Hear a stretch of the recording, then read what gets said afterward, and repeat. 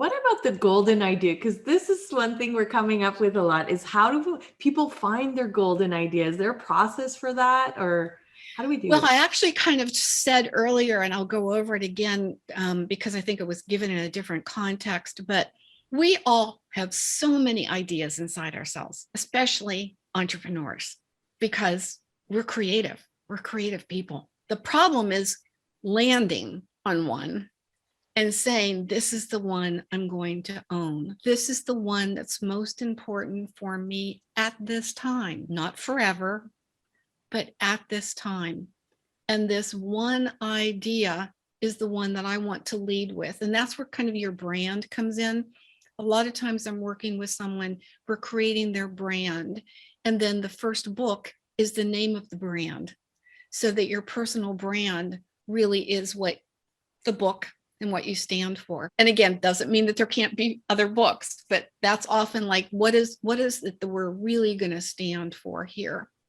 And the way that we come up with that, and the way I also like the idea of the golden idea, is that it's inside of you and we're just mining.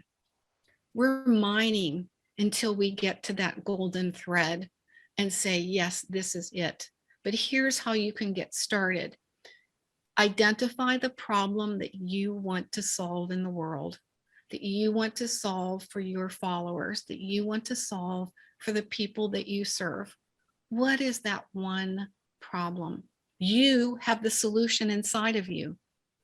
When you identify the problem and the solution that you offer, then we layer on top of that why you are the one who should be writing that book. And it's your personal stories, and it's your personal background, and it's the journey that you've gone on your life. That book is your golden idea. And that book is what puts you out into the world as an author. So get started at least with one golden idea. What I heard is we could have more than one. Like you said, we can write different books. Absolutely. But don't get stuck in that. Yeah. Because that's where people go. And, there are lots of little things that can be done. Like you have lots of ideas, you can make a list of them, collect 20, 25 ideas, carry a notebook or, put it in your phone or however, I like to still write longhand. But also when I'm walking, I wrote a children's book for a client while I was walking, because when I'm walking, I'm in the woods, my imagination is, really open, and just the name of the main character just dropped in. And then I started to see scenes in my head. And so I did have my phone and I was like talking into my phone, and then I came back. But however you like to compile information, keep a list of those ideas, but then where's the juice? Where's the one that just keeps coming back and saying, I'm the one, this is the one. And at that point, you need to say, okay, the rest of you can live here in the journal until I want to come back and visit you. But I'm going to focus on this one. I have clarity that this is the one idea, the one golden idea that I want to move forward with. I totally resonate with the creativity. Give some space. Like I walk near the water, and that's when everything comes together for me too, for some reason. Yes. And when I stay in like too much work mode and I don't give that space, it doesn't come. Well, and you're bringing up another point, Stephanie, is that most people can't write a book in their workspace. They need, if they work in an office, like my office is in the upstairs of the barn that's on my property, but I can't write a book here. I have to do it at home. For you, it might be you need to go to the beach. You have to go into an environment where you're open to your intuition, and you're open, because otherwise, like, we're so in our heads.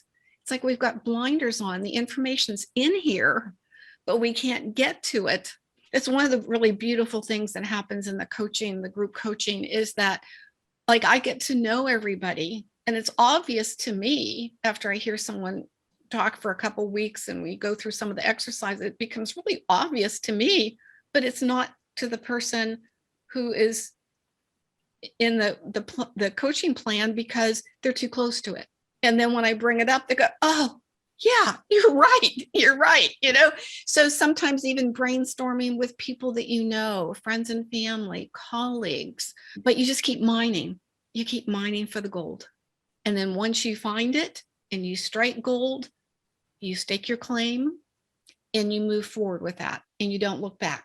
You don't second guess yourself, and you don't say, oh, maybe this isn't the right idea. Maybe I need to go back and do another idea. Stay with it.